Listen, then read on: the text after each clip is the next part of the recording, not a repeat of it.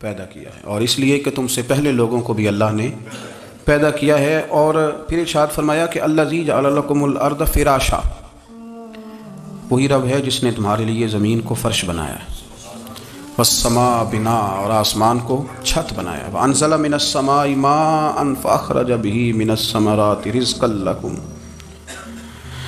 زمین کو فرش بنایا، آسمان کو چھت بنایا، پھر آسمان سے پانی برسایا جس کے ذریعے پھل نکالے، اور وہ بھی کسی اور کے لیے نہیں، رزقا لکم، تمہارے رزق کے لیے، وہ بھی تمہارے رزق کے لیے۔ یہ ساری نعمتیں تمہیں دی ہیں، اب فلا تجعلوا للہ اندادا، اب تم اللہ کے ساتھ کسی کو شریک نہ بناؤ، وانتم تعلمون، اور تم جانتے بھی ہو، تمہیں خبر بھی، تمہیں پتہ ہے کہ عبادت اللہ کی کرنی چاہیے، تمہیں پتہ ہے کہ نماز پڑھنی چاہیے، تم جانتے ہو کہ نوافل ادا کرنی چاہیے، تمہیں پتہ ہے کہ سجدے آنکھیں بند کر کے جھوٹ کی زندگی جی کے، اپنے ساتھ بددیانتی کر کے، دھوکہ دے کے اپنے آپ کو دائیں بائیں اپنے آپ کو کہیں مصروف رکھ کے کچھ وقت ضائع تو کر لیتے ہو، پر تمہیں پتہ تو ہے نا کہ عبادت اللہ کی کرنی، تمہیں اس کی خبر ہے۔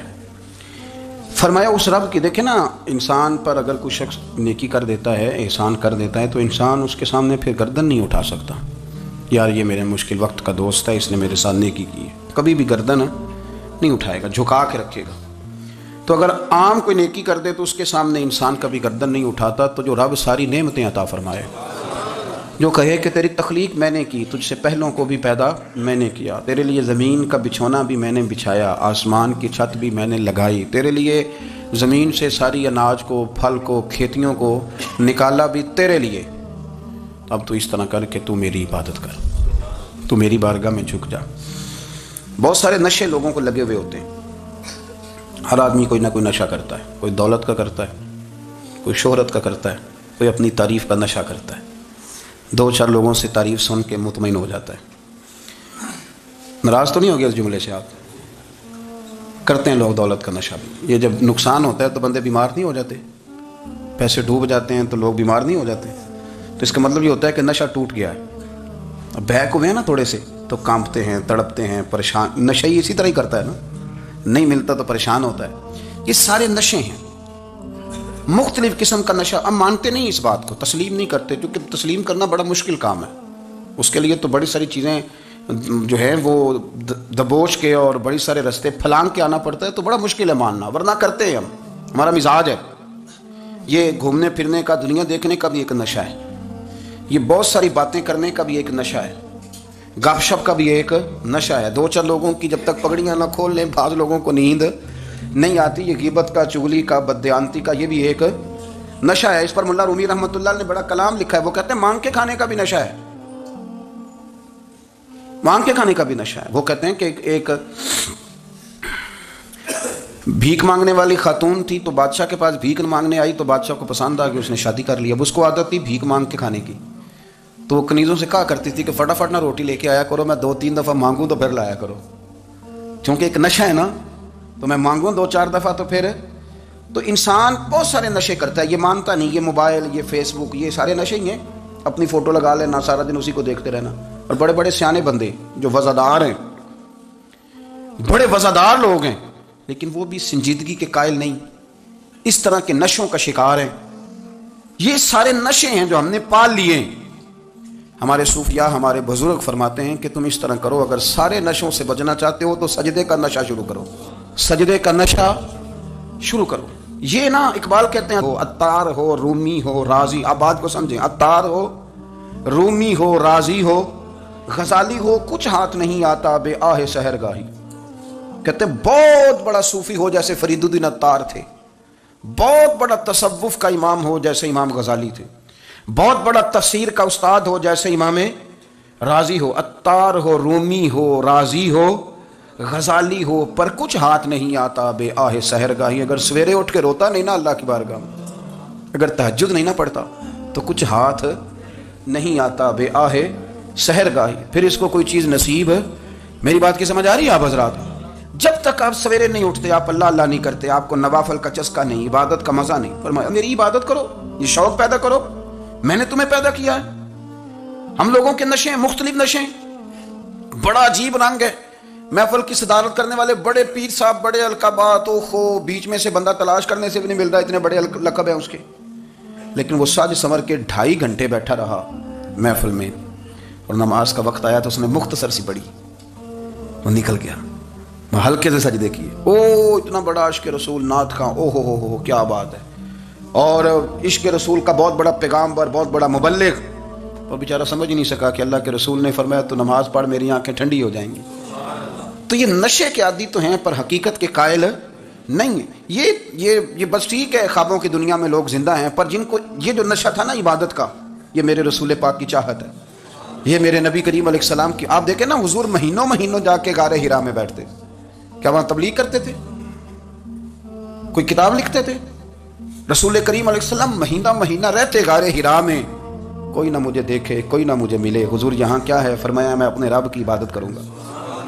نبی کریم علیہ السلام نے سجدوں کے ساتھ پتھروں اور پہاڑوں کو آباد کر دیا, سجدوں کے ساتھ. آپ کا سجدہ آپ کو بہت ساری چیزوں سے چھڑا لیتا ہے, یہ بہت ساری جگہوں سے جھکنے سے بچا لیتا ہے. صوفیاء اولیاء یہ کیا کرتے تھے؟ یہ سجدے کا ذوق ہی تو پیدا کرتے تھے. سجدے کا ذوق. شاہ عبدالعزیز دباغ رحمۃ اللہ تعالی علیہ اپنے مریدوں سے فرمایا کرتے تھے کہ اگر تم پکے نمازی بن جاؤ نا, تہجد گزار ہو جاؤ, تو میرے پاس آنا جانا چھوڑ دینا.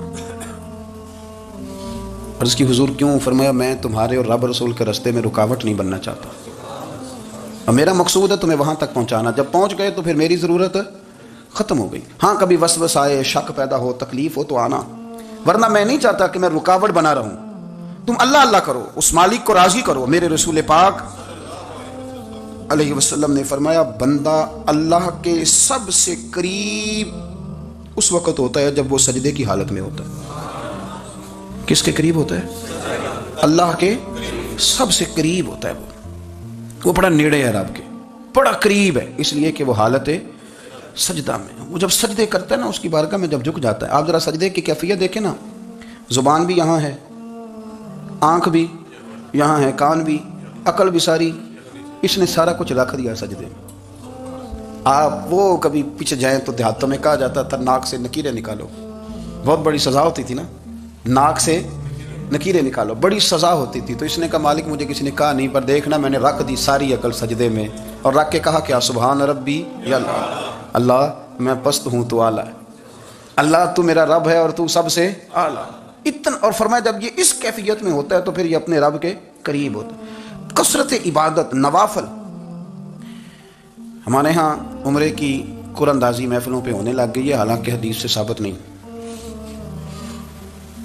میں دوستوں سے کہتا ہوں جائز ہے, کرنی چاہیے, عمرے کی قرآن اندازی جائز ہے, پر کسی حدیث میں نہیں آئی کہ قرآن اندازی کرو عمرہ کرو. حدیث میں قرآن اندازی یہ آئی ہے کہ نبی پاک علیہ السلام نے فرمایا تمہیں پتہ چل جائے نا پہلی صف کا ثواب کتنا ہے, تم قرآن اندازی کرو.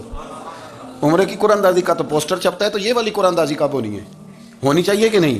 حضور نے فرمایا تمہیں پتہ چلے کہ اس کا ثواب کتنا, تو تم قرآن اندازی کرو, تم قرآن ڈالو. جب آپ نماز پڑھ رہے ہوتے ہیں, جب آپ کا مصلی آباد ہوتا ہے. صلاح الدین ایوبی, ایک بزرگ سے ملاقات ہو گئی, بیت المقدس پر قبضہ تھا عیسائیوں کا. تو صلاح الدین بڑے پریشان تھے. وہ بابا جی کہنے لگے پتر کیا ہوا؟ کہنے لگے حضور پتہ چلا ہے دشمن کے 2 بحری بیڑے اسلحہ لے کے آ رہے ہیں. مسلمان پہلے ہی کمزور ہیں, اور اب اگر 2 بحری بیڑے اور آ گئے تو حضور مسئلہ بن جائے گا. تو میں پریشان ہوں کہ کس طرح یہ کم مسئلے والی ہماری فوج ہے کیسے مقابلہ کرے گی. تو بابا جی کہنے لگے پتر اس طرح کرنا, آج رات تو بھی دعا کرنا اور میں بھی کروں گا, تو بھی دعا کرنا. آپ ناراض نہ ہونا, ہم تو پیروں والے ہیں, ہم تو پیروں کے نوکر غلام ہیں, ہمارا تو گزارا ہی نہیں, ہمیں تو ملتا ہے سارا کچھ وہاں سے. پر میرا سوال یہ ہے کہ تعویذ لینے جاتے ہو نفل کیوں نہیں پڑھتے, رات اللہ کیوں نہیں کرتے؟ یہ بھی تو ہمارے بزرگوں کا ہی طریقہ ہے, انہوں نے تو ہمیں سکھایا ہے. صلاح الدین ایوبی سے بزرگوں نے کہا کہ رات آج نا اللہ کرنا, تو میں تیرے لیے دعا کروں گا, تو بھی دعا کرنا.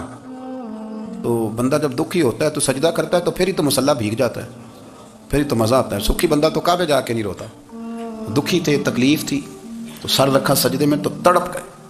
اور وہ بابا جی کہتے ہیں میں مسجد آیا تو صلاح الدین چیخے مار کے رو رہا تھا, اور کہہ رہا تھا مالک میں کوئی اپنی شان کے لیے تو نہیں نہ لڑ رہا, اللہ کو میں کوئی قبضوں کے لیے تو نہیں لڑ رہا, مالک تیرے لیے لڑ رہا ہوں, مجھے بے آبرو نہ کرنا, میری مدد فرمانا. کہتے ہیں میں آیا تھا کہ مسجد میں دعا کروں گا, پر صلاح الدین ایوبی کو روتے دیکھا تو میں لوٹ گیا. تو سویرے صلاح الدین ملے تو بڑے خوش تھے. میں نے کہا پتر کیا ہوا؟ کہنے لگے حضور وہ بحری بیڑے دو آ رہے تھے نا اسلحہ لے کے, دونوں ڈوب گئے پانی میں ڈوب گئے. تو بابا جی کہنے لگے صلاح الدین وہ پانی میں نہیں ڈوبے, وہ تیرے آنسوؤں میں ڈوب گئے, وہ غرق ہو گئے. وہ جو تم نے مسلح بات کیا تو وہ تیرے آنسوؤں میں ڈوب گئے, وہ غرق ہو گئے. وہ تباہ اتنے قیمتی تھے تیرے آنسو کے بہا لے گئے دشمن کے بحری بیڑوں کو. میرے بھائی ٹھیک ہو گیا جی, میرے عزیز سمجھ لیں اس بات کو ہمیشہ کے لیے, اور اس پر غور کرنے اچھے طریقے سے کہ میرے رسول کریم سید عالم صلی اللہ علیہ وسلم نے نا ہماری توجہ دلائی, حضور نے ہمیں بتلایا, ہمارا ذوق بڑھایا عبادت کی طرف. ایک صحابی تھے حضرت ابو فاطمہ رضی اللہ تعالیٰ عنہ, یہ ترمذی شریف کی حدیث ہے. نبی پاک علیہ السلام نے فرمایا ابو فاطمہ قیامت کے دن مجھ سے جلدی ملنا چاہتے ہو کہ دیر کے ساتھ؟ تو کہنے لگے حضور کون ہوگا جو دیر سے ملنا چاہے گا, ہم نے تو جان دے دی وعدہ دیدار پر. اعلیٰ حضرت فرماتے ہیں جان دے دی وعدہ اور نقد اپنا دام ہو ہی جائے گا. مجھے لگتا ہے کہ یہ سودا نقد و نقد ہو جانا ہے, چونکہ ہم نے جان دے دی وعدہ دیدار پر. آپ نے وعدہ کیا تھا کہ مریں گے تو پھر زیارت ہوگی, تو مر گئے ہم زیارت کی خاطر. جان دے دی وعدہ دیدار پر, تو نقد اپنا دام ہو ہی جائے گا. اے رضا ہر کام کا ایک وقت ہے, دل کو بھی آرام ہو ہی جائے گا. تو حضرت ابو فاطمہ رضی اللہ تعالیٰ عنہ سے نبی پاک صلی اللہ علیہ وسلم نے فرمایا جلدی ملنا چاہتے ہو کہ دیر سے؟ اس کی حضور فٹافٹ ملنا ہے, میں نے قیامت کے دن آپ سے جلدی ملنا ہے. تو نبی پاک علیہ السلام نے فرمایا پھر اس طرح کرنا, دنیا میں رہ کے سجدے زیادہ کرنا, پھر سجدے زیادہ کرنا, قیامت میں ملاقات جلدی ہو جائے گی, قرب ملے گا تمہیں. اپنے بچوں کے اندر دیکھیں نا, ہم شوق پیدا کرتے ہیں, ہمیں صحیح لفظ نہیں بولنے آتے پر ہم بچوں میں شوق پیدا کرتے ہیں کہ پتر ڈاکٹر بن جائے گا تو بڑا نفع کرے گا, تو لوگوں کی خدمت کرے گا, ملک و ملت کی خدمت کرے گا, تیرے ابا کا نام روشن ہوگا, تیرے دادا کی تعریفیں ہوں گی. ہم یہ ذوق پیدا کرتے ہیں. ہم اپنے نوجوانوں کے اندر یہ فکر پیدا کرتے ہیں, انہیں ہم سمجھاتے ہیں کہ میاں جب تم پڑھو گے محنت کرو گے تو فلاں آدمی کی طرح تمہارا نام ہوگا. یہ جتنا ذوق ہم بچوں کے اندر ان چیزوں کا پیدا کرتے ہیں, ہمیں حکم ہے کسی طرح ہم ذوق پیدا کریں کہ پتر نماز پڑھے گا تو اللہ راضی ہو جائے گا, تو سجدہ کرے گا. دیکھیں نا میرے رسول کریم علیہ السلام نے فرمایا 7 سال کے بچے کو مسجد لے کے جاؤ, یعنی اسے شوق دلاؤ, اس کے اندر یہ خاصیت پیدا کرو کہ اس کا دل کرے مسجد میں جانے کو, اس کے اندر یہ خصوصیات لاؤ کہ وہ ہمارے ہاں نا ہر چیز کو پروموٹ کیا جا رہا ہے, ہر چیز کو یعنی سر سنگیت سکھانے کے لیے اکیڈمیاں بن گئی ہیں, ہر شے پروموٹ ہو رہی ہے. عبادت کا جذبہ کم ہوتا جا رہا ہے, اللہ کا ذوق ہمارے اندر نہیں رہا. اور اتنا مشکل ہم نے اپنے لیے بنا لیا ہے کہ وہ بندہ جو بڑی زبردست مذہبی گفتگو کر رہا تھا اور تگڑی بات کر رہا تھا, کیا بات ہے, لیکن نماز کے بارے میں کمزوری دکھا جاتا ہے, نوافل کے بارے میں وہ چپکے سے نکل جاتا ہے. امام احمد بن حنبل رحمۃ اللہ تعالی علیہ, مسند امام احمد بن حنبل 14 جلدوں میں ہے مارکیٹ میں, اور مجھے تو خیر پسند ہی پڑی ہے, میں نے تو کئی دفعہ پڑھی ہے. اور کیا بات ہے امام احمد بن حنبل کی, کیسے تگڑے قسم کے محدث تھے اور اللہ نے کتنا انہیں اعزاز عطا فرمایا ہوا تھا. یہ کوڑے بھی کھاتے تھے دین کی خاطر, سارا کرتا لہو سے باہر بھی جایا کرتا تھا, بڑا اعزاز والا شخص تھے, بڑے اعزاز والے. حدیثیں جمع کرنا, حدیثیں لکھنا, حدیث پڑھانا, سارا دن رہتے تھے. کہہ سکتے تھے کہ میں کر تو رہا ہوں کام, اور حدیث بھی موجود ہے کہ عالم عابد سے افضل ہوتا ہے, پر اس کے باوجود امام احمد بن حنبل رحمۃ اللہ علیہ 300 نفل فرض نمازوں کے علاوہ پڑھا کرتے تھے, 300 نوافل روز پڑھا کرتے تھے. ان کے بیٹے نے کہا ابا جی مکان خریدنا ہے تو وہ جگہ کہاں کر کے لوں, بہت ساری آبادیاں. تو فرمایا پتر وہاں لینا جہاں مسجد قریب ہو. میرے رسول کریم سید عالم صلی اللہ علیہ وسلم اتنا پسند کرتے مسجد کو, اتنا پسند کرتے نماز کو, کہ رسول کریم صلی اللہ علیہ وسلم تہجد کی نماز بھی پڑھتے, پھر حضور فجر کی نماز بھی پڑھتے. نبی پاک وتر کو الگ کر کے پڑھتے, عشاء کے ساتھ نہیں پڑھتے. یہ تو ہم اس لیے اجازت دی ہمارے بزرگوں نے کہ بعد میں اٹھے گا کون علیحدہ وتر پڑھنے کے لیے, عشاء کے ساتھ پڑھ لے. وتر پڑھتے, تہجد پڑھتے, فجر پڑھتے, اشراق پڑھتے, چاشت پڑھتے, پھر مغرب کی نماز کے بعد 6 رکعت اوابین پڑھتے, پھر رات کو صلاۃ اللیل پڑھتے. سیدہ عائشہ صدیقہ کہتی ہیں زمانہ سو جاتا اور میرے رسول مصلی بچھا کے کھڑے ہو جاتے. او یار کھیتی باڑی کر کے نہیں, محنت مزدوری کر کے نہیں. جناب عائشہ کہتی ہیں میں یہ بھی دیکھتی کہ حضور ایک آیت شروع کرتے تو ساری رات اسی کو پڑھتے, اور میری نظر جاتی تو قدم مبارک پہ ورم آ جاتا. یار نماز پڑھ کے اتنی مشقت کر کے, اتنی جد و جہد کر کے ورم آ گیا, یا رسول اللہ اتنی محنت کیوں کرتے ہو؟ فرمایا فلا اکون عبدا شکورا, کیا میں اپنے رب کا شکر گزار بندہ نہ بنوں؟ صحابہ کا ذوق عبادتوں کا, ریاضتوں کا, تلاوتوں کا, طبیعت ہے ان کی. وہ ایک دوسرے کو, حضرت مولا علی شیر خدا کرم اللہ تعالیٰ وجہ الکریم کے زمانے میں روم کے بادشاہ نے کہا یار یہ مسلمانوں کا پتہ تو کرو، یہ آخر کیوں اتنے زیادہ مجاہد ہیں۔ اس زمانے میں جاسوس بھیجنے کا مزاج تھا، اب تو جاسوس پکڑا جاتا ہے، اب تو جاسوس، اور جاسوسی کا شوق ویسے آج بھی ہے۔ عرض کروں تھوڑی سی بات اس عنوان سے، پتہ ہے کیا ہمارا مسئلہ ہے؟ ہم جہاں جاتے ہیں نا وہاں تھوڑی خوشبو سونگنے کی کوشش کرتے ہیں، وہ کیا ہے تو یہ کیا ہے تو ادھر کیا ہے تو تھوڑا سا ادھر کیا ہے۔ میرے رسول پاک، پڑھیے درود شریف، سارے پڑھیے ذرا زور سے، صلی اللہ تعالی۔ نبی پاک علیہ السلام نے فرمایا جاسوسی نہ کرنا ورنہ تم بندوں کو خراب کر دو، اور فرمایا اس طرح نہ ہو کہ تم کسی کے آپ کھول نہ نکلو تو تمہارے پہلے کھل جائیں۔ یہ جو ذوق ہے نا یہ ختم کریں، چھوڑیں، مطلب آپ کس چکر میں پڑے ہوئے ہیں، اتنی زیادہ توجہ کرنے کی کیا ضرورت ہے؟ اپنے کام سے کام رکھیں، اس میں بندہ تھوڑا سا نا آسان رہتا ہے۔ یہ جو بہت زیادہ ٹٹولنے والے لوگ ہوتے ہیں نا وہ بیچارے پھر عمر ٹٹولتے ہی گزار دیتے ہیں، اس لیے کہ مزاج ہی بہت پکا ہے، گوری کا منہ کھول کے اندر تک ہاتھ ڈالنا، تو پھر کئی دفعہ سامنے سے بچھو بھی لڑ جاتا ہے، خرابی ہوتی ہے۔ تو جاسوسی کی جاتی تھی، اس نے بھی جاسوس بھیجے، کیونکہ قبیلوں کے لوگ تھے، کچھ مسلم کچھ کافر، پہچانے نہیں جاتے تھے لوگ، تو کچھ لوگ اس نے بھیجے، انہوں نے آ کے نا تحقیق کی، ریسرچ کری کہ آخر ماجرا کیا ہے۔ تو واپس جا کے انہوں نے رپورٹ دی نا روم کے بادشاہ کو، اس رپورٹ کا ایک جملہ بڑا شاندار ہے، وہ کہنے لگا بادشاہ ہمیں مسلمانوں کی کوئی سمجھ نہیں آئی، ہمیں کوئی سمجھ نہیں آئی۔ انہوں نے کہا کیوں نہیں سمجھ آئی؟ کہنے لگے یار عجیب بندے ہیں، جب رات مسلح پہ بیٹھتے ہیں تو یوں لگتا ہے ان کا دنیا سے رشتہ ہی کوئی نہیں، کوئی کسی کو نہیں جانتا، کوئی اپنے دکھ سنا کے رو رہا ہے، کوئی اپنی بات کر کے رو رہا ہے، لگتا ہے کہ ان کا کوئی رشتہ ہے ہی نہیں جب مسلح پہ بیٹھتے ہیں۔ اور فرمایا جب سویرے یہ جہاد کرنے نکلتے ہیں تو لگتا ہے ان سے زیادہ دلیر ہی کوئی نہیں۔ حالانکہ جو مسلحوں پہ رونے دھونے کے لوگ ہوتے ہیں وہ کئی دفعہ جہاد میں کام نہیں کرتے، لیکن عجیب لوگ ہیں کہ رات کے راہب ہیں، دن کے مجاہد ہیں، کوئی سمجھ نہیں آتی۔ میرے عزیز، ان لوگوں نے مسلح آباد کر کے رکھا، تلاوتیں ان کا ذوق رہی، منظر روز پڑھنا، اسباق پڑھنا، وظائف پڑھنا، یہ ان کا ذوق رہا۔ اعلیٰ حضرت بریلوی رحمت اللہ نے 1000 کتاب لکھی ہے، لیکن الوظیفۃ الکریمہ کے نام سے جو وہ صبح و شام وظائف پڑھتے تھے وہ الگ انہوں نے ان کو بیان کیا، پابندی کے ساتھ اپنی اللہ اللہ کرتے تھے۔ شیخ شہاب الدین سہروردی رحمت اللہ علیہ، اس پر ایک بندے نے اعتراض کیا، اس نے کہا جی آپ کس قسم کے صوفی ہیں، مرید بیٹھے ہیں اور آپ وہاں نفل پڑھ رہے ہیں۔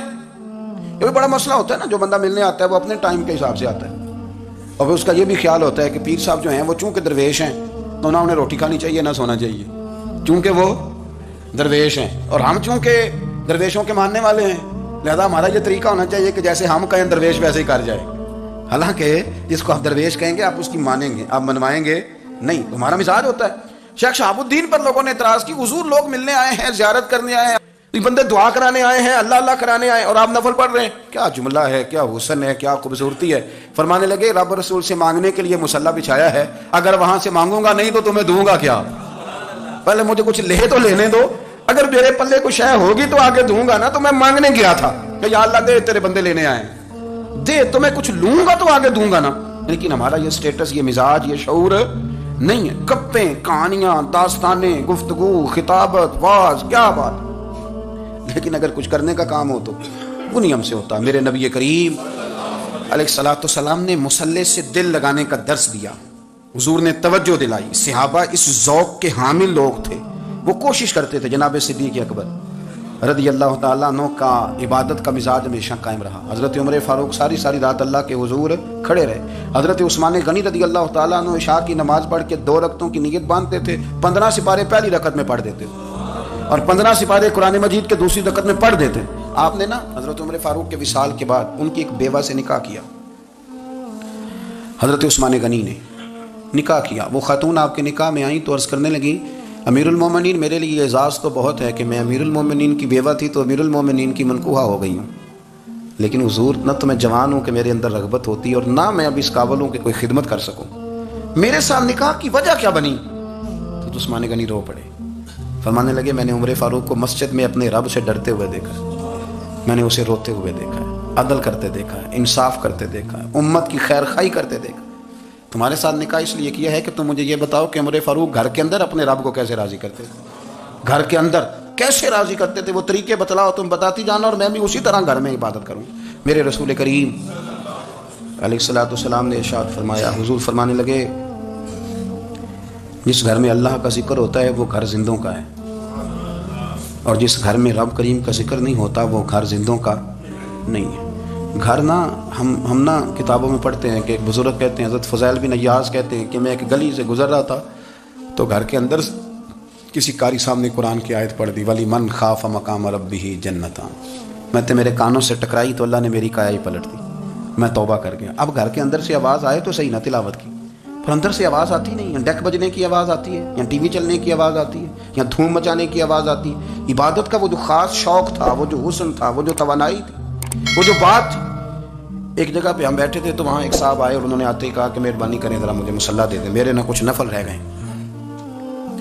تو میں نے وضو کر لیا تو کوئی مصلی مل جائے، مصلی انہیں دے دیا گیا، وہ مصلی لے کے چلے گئے۔ تو پیچھے ایک صاحب نے تبصرہ کیا، کہنے کتنا ریاکار بندہ ہے، لوگوں کو دکھا رہا ہے کہ میں نفل پڑھتا ہوں، ہے کوئی بات کرنے والی؟ میں نے اسے کہا، میں نے کہا تو مہربانی کرنا اس طرح کی ریاکاری تو بھی کر، پکڑ مصلی اور جا تو بھی تھوڑی ریاکاری کر کے آ، اٹھ ذرا شکر کر، کوئی یہ ریاکار بھی ملا ہے، کوئی نفل پڑھ کے ریاکاری کر رہا ہے۔ اللہ کا میں کہتا ہوں کو پڑھے تو صحیح نہیں، یار یہ کوئی دور ہے نفل پڑھنے کا؟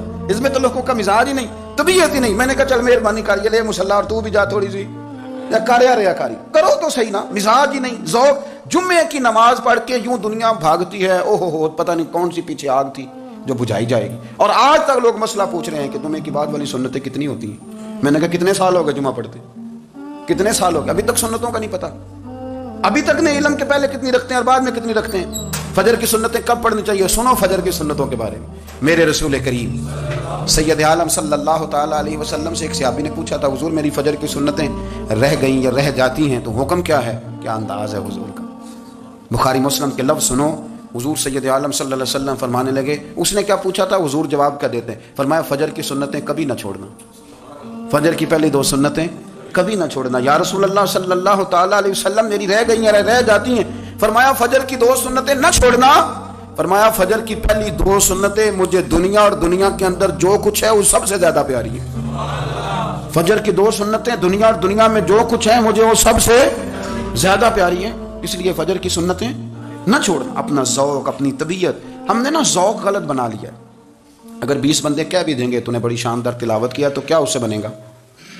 100 بندہ کہہ بھی دے تیری کیا بات ہے، کیا بات ہے نعت خاں کی، کیا بات ہے علامہ صاحب کی، پیر صاحب کی، پیر مہر علی شاہ صاحب رحمۃ اللہ علیہ۔ آپ تشریف فرماتے تو آپ کے ایک ہی بیٹے بابو جی جن کو کہا جاتا ہے، جس دن صاحبزادے پیدا ہوئے تو خادم نہ وہاں سے نکلا، ان لوگوں کے شوق اور طرح کے تھے نا تو ان کی توجہ بھی اپنے شوق کی طرف رہتی، تو خادم نکلا اندر سے، پیر صاحب مبارک ہو، پیر صاحب مبارک ہو، پیر صاحب مبارک ہو، پیر صاحب مبارک ہو، شور کر رہے ہیں۔ تو پیر صاحب کو وجد ہو گیا، اللہ اکبر اللہ اکبر اللہ، وہ کیا ہوا، کس بات کی مبارک دے رہے ہو؟ عرض کی حضور اللہ نے بیٹا دیا ہے۔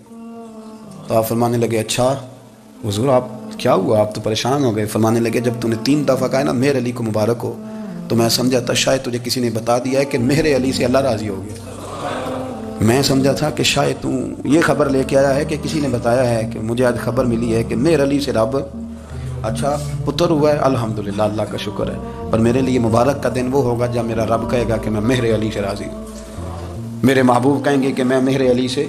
آپ بات کو سمجھیں، شوق ہی کسی اور طرف تھا، دل ہی کہیں اور لگا ہوا تھا، طبیعت ہی کہیں اور مائل تھی۔ کوئی وظیفہ پوچھتے تھے تو پڑھتے تھے وہ لوگ، کچھ اللہ اللہ انہیں بتائی جاتی تھی تو کرنے کا ذوق رکھتے تھے، طبیعت تھی، قائل تھے۔ حضرت ربیع کہتے ہیں میں بڑی دور سے سفر کر کے گیا حضرت اویس کرنی سے ملنے، بڑی دور سے، اور جب میں پہنچا تو فجر کا وقت تھا، تو حضرت اویس کرنی کو میں نے پا لیا، تو وہ نماز پڑھ کے نا قرآن شریف لے کے بیٹھ گئے۔ فرماتے ہیں اشراق چاشت کا وقت ہوا تو نفلوں کی نیت باندھ لی۔ محدث ابن الجوزی نے لکھا ہے، فرماتے ہیں پھر جب زوال کا وقت ہوا تو مسجد میں جھاڑو دینے لگ گئے، زور کی نماز پڑھ کے تو عصر کی تیاری تک وہ مسجد میں بیٹھے رہے، اور میرے نبی پاک علیہ السلام نے فرمایا جو نماز کے انتظار میں بیٹھا ہو وہ نماز ہی میں ہے، وہ نماز ہی میں ہے۔ فرمایا میری دنیا میری امت کی جو رہبانیت ہے نا وہ اتنی ہے کہ نماز کا انتظار کرے، اذان کے بعد نماز کا یہ راہب ہے، یہ اس وقت چھوڑ کے بیٹھے ہیں سارا کچھ۔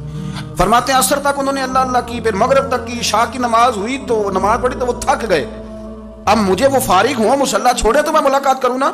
یہ آپ حیران نہ ہو کہ اتنی دیر بندہ کیسے اللہ اللہ کر، ہم نے کی نہیں نا اس لیے ہم پریشان ہیں، جو عادی ہوتے ہیں وہ کر بھی لیتے ہیں، وہ یہ کام میری بات کی سمجھ آ رہی ہے؟ جب جاتے ہو کسی دفتر میں تو 8 گھنٹے کھڑے رہ لیتے ہو نا، مجبوری ہوتی ہے تو کھڑے رہا جا سکتا ہے۔ پاسپورٹ کے دفتر بولیے، امیگریشن کی لائنوں میں، اور میں نے تو ایمبیسیوں میں بندے 12 گھنٹے پہلے جا کے کھڑے دیکھے، رہ لیتے ہیں کھڑے۔ تو اگر ان کاموں کے لیے رہا جاتا ہے تو اللہ رسول کے لیے بھی کھڑے رہا جا سکتا ہے۔ تو فرمانے لگے کہ جب عشاء کی نماز کے بعد آخر انسان تھے، تھک گئے، نیند کا غلبہ ہوا تو تھوڑی ایسے آنکھ بند ہوئی تو کھلی تو رونے لگے. حضرت ویسے کرنی ہے، رو کے کہنے لگے مالک مجھے غافل تو نہ کر، ابھی میں نے کیا بھی کچھ نہیں، دن ختم ہو گیا، کوئی نفل نہیں، کوئی اللہ اللہ نہیں، اللہ مجھے غافل نہ کر، میری مدد فرما. فرماتے ہیں جب وہ روئے تو میرے ساتھ جو شخص تھا، میں نے کہا اٹھو چلیں. کہنے لگا حضور ملنا نہیں. فرمایا جو میں لینے آیا تھا وہ مجھے مل گیا ہے، جو میں ان سے سیکھنے آیا تھا وہ مجھے نصیب ہو گیا، اب اور میں نے کیا لینا، ختم ہو گئی بات، اٹھو چلیں.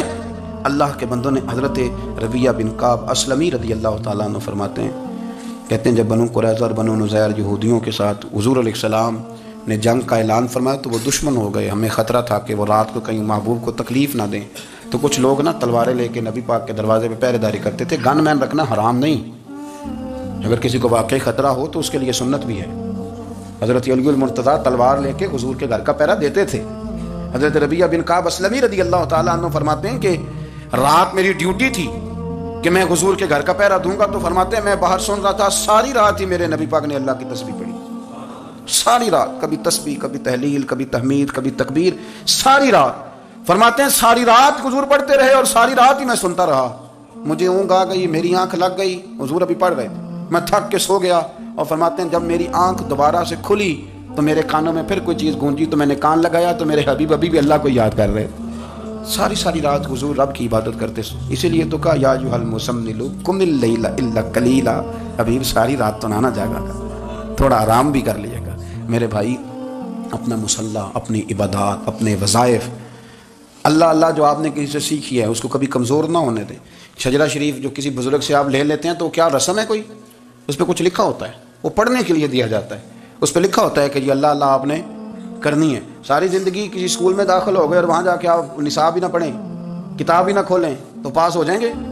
وہ کہتے ہیں میں 20 سال جاتا رہا ملا کچھ نہیں. تو آپ نے لیا کیا ہے؟ ایک اتنی سی کتاب تھی، اس کو تو کھول کے آپ دیکھ نہیں سکے، اس کے وظائف تک تو رسائی نہ ہوئی. اس لیے کہ اللہ اللہ کرنا مشکل ہے اور تصویر کھنچانا یہ آسان کام ہے. تو جو آسان ہے اس طرف ہماری توجہ لگی رہتی ہے اور جو مشکل ہے اس طرف ہم ذوق پیدا نہیں کرتے. یا ایھا الناس اعبدوا ربکم الذی خلقکم والذین من قبلکم لعلکم تتقون. اے لوگوں اس رب کی عبادت کرو جس نے تمہیں پیدا کیا اور تم سے پہلوں کو پیدا کیا، اس لیے عبادت کرو کہ تم پرہیزگار ہو جاؤ گے. حاصل کرنے کے لیے اس ویڈیو کو لائک، کمنٹ اور شیئر کرنا مت بھولیں.